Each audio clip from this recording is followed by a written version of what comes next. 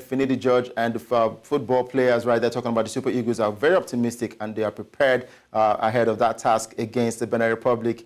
We're just hoping for nothing but 3 points in that game against Benin. He also spoke about the fans. A lot of people just might not turn up because it is Monday, 4 p.m. over there in Côte d'Ivoire. A lot of Nigerian fans just might not be able to make it to the football pitch, but you never can tell. Nigerians know how to spring up a surprise. He also spoke about the Sports Supporters Club not present at the moment. Yeah, which of the supporters club are we referring exactly. to? Yeah, but this is the norm for qualifier games. It's not. It's people only rally for tournaments, especially in this side of the world where economically, we are economically challenged. Let us put it that way. But I don't think it matters that much to the players, to be honest. We played in front of a packed crowd at the Gospel Akpabio International Stadium just 3 days ago, and we could not get a win. So I don't think it matters that much. I think the boys know what they have to do. It's on paper, it's an away game. It's in a foreign land. You are not really expecting that much support. And for what it's worth, I don't expect too many Beninois in the stadium either. So it's not like it's an overwhelming advice. It's not like you go into like the AFCON final where it was a sea of orange. It was just Ivorians chanting and rooting for their team. This is the Benin Republic team are also away from home. So it's a neutral game. I expect the guys to be professional. Nobody should come and cry and say because they didn't have any support. That's why what happened. But again, I've always maintained that even when Finidi George was employed, because to your question about what will happen if we lose, and to Favor's answer about people calling for the manager's head, I've always maintained that Finidi George should not be judged based on result, at least not yet. At least not yet. Let us be honest. When Jose Pessoa was fired, we did not bring Finidi George in because he has the CV of a winner or because he has the mentality of a serial winner. We brought him in because we want to build. We want to actually be patient and build an identity for our team with a manager that the players can relate with. That was the idea. And this implies that it's a long-term project. Even though his contract situation says otherwise, we hear that he's on a short leash contract-wise. Of course, results are important. We still have to win against Benin Republic to qualify, to at least to put the right step in terms of qualifying for the 2026 World Cup. We can't afford to miss back-to-back World Cups.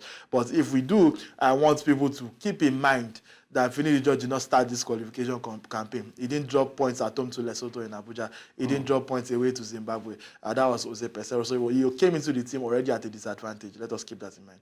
All right, so we'll look forward to what will happen later today. Finidi George, please win to save your head, because the Nigerian media will not be willing to be humble with the coach. But we just pray for a victory for the Super Eagles of Nigeria. Now let's talk about the Nigeria National League. We saw 2 games have already gone down earlier today in the early hours. Around 7, 8 a.m. we saw Madiba FC take on Inter Lagos, and that game ended 2-1. Inter Lagos scored the first goal, but Madiba came from a goal down to win that encounter, while the one between Beyond Limits and the Ikorodu City ended in a 1-1 draw. We have other games. Nasarawa United will take on Sokoto United, and El Kanemi Warriors will be up against Sporting Supreme. Now, talking about El Kanemi Warriors, they've been fined 1 million naira by the Nigeria National League for indecent conduct. That's during their Day 1 fixture against Nasarawa United at the Nnamdi Azikiwe Stadium in Enugu. Ahead of El Kanemi Supporters Club and his group encroached the pitch of play after a goal El Kanemi scored through penalty was rightly cancelled by the referee. Now, the NNL Disciplinary Committee, headed by Yakubu Salma, strongly condemned the development in its entirety and said it was a show of shame punishable under the NNL rule book. Invoking the provisions of Section 16.4 of the Rules and Regulation, El Kanemi Warriors were fined the sum of 1 million naira. Furthermore, the head of El Kanemi Warriors Supporters Club was placed on a ban for the rest of the ongoing Super 8, as he is not to be seen anywhere near the stadium. The NNL also advised the management board of El Kanemi Warriors to educate its supporters more on football rules and the ones guiding the NNL. And Tunde, I mean, we've seen chaos left, right, and center when it comes to football in Nigeria, and we'll keep asking, what can we do to stop this thing? But it seems like it is not even stopping anytime soon. Not at all. And I would like to reiterate that I don't think this is exactly a Nigerian thing. I have a feeling we'll get to the Eyimba part of things. Definitely. Because, I don't. I think it's just football. Generally, football fans are passionate, and when they feel, when they feel aggrieved, especially in the situation where you can't trust the system to make the right decision. There's no VAR. We already know that referees have a history of dodginess, quote and unquote. So they feel like they have to take matters into their own hands. That's no justification. I'm just explaining the thought process behind some of the behavior we have been seeing from the crowd. It's like the NNL Super 8 is the crescendo of the season. Everybody wants to secure that all important ticket to secure promotion. And for a club of El Academy standing, I think they are, in terms of the clubs that are playing the Super 8 at the moment, they are the ones with the most MPFL experience, if I'm not missing anybody obvious. So like they feel a certain entitlement towards winning the games and getting the right calls. And whether or not it was the right decision, it is never right to ruin the game. It brings disrepute to the game. And I think that I would like to commend the organizers as well for being proactive, instantly, hitting them with the fine, singling out the suspects and banning them for the rest of the Super 8. So I think that's a good development, unlike what we used to see before, and we hope that the consistency carries over across board. All right, talking about the consistency and being proactive in decision making, we are still waiting to hear from the NPFL because there was drama in Enugu on Sunday during the highly anticipated Nigeria Premier Football League Match Day 35 game between Enugu Rangers and reigning champions Enyimba, as the game was abandoned deep into stoppage time as a result of fan invasion.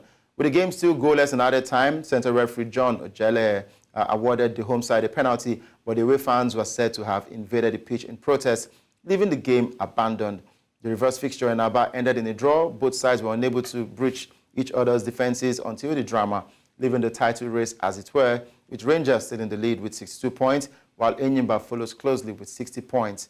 And the results will be potentially damaging for either side depending on the decision of the league board and how they fare in the last 3 rounds of matches.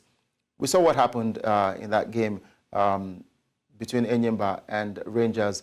Initially, we were all praising the organization, saying that, look, it is good to see a large crowd, come out to watch football. It is the Oriental Derby, and it is expected to see fans turn up for games like this. And we're already commending them, saying this is what we should be making money. Milk this kind of game, make money from it. But at the end of the day, it ended in chaos. I choose to remember it for what it was, which is arguably the biggest Nigerian league game in a long time. You could see from the images how packed the stadium was, the anticipation. In fact, it's not just...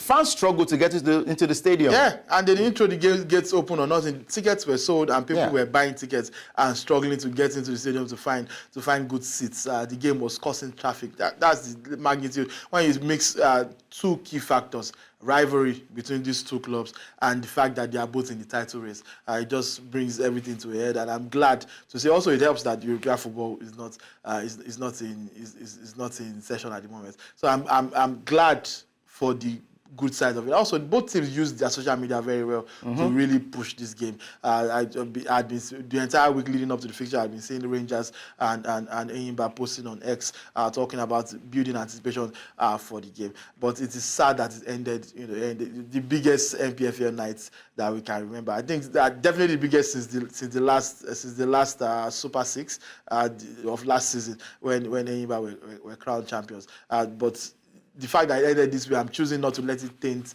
my memory of what was a night that rekindled hope in Nigerian league football. Yeah. All right, still talking about the Nigeria Premier Football League, let's take a look at the results of the other games played, apart from that goalless draw between Heartland, Enyimba and Rangers International.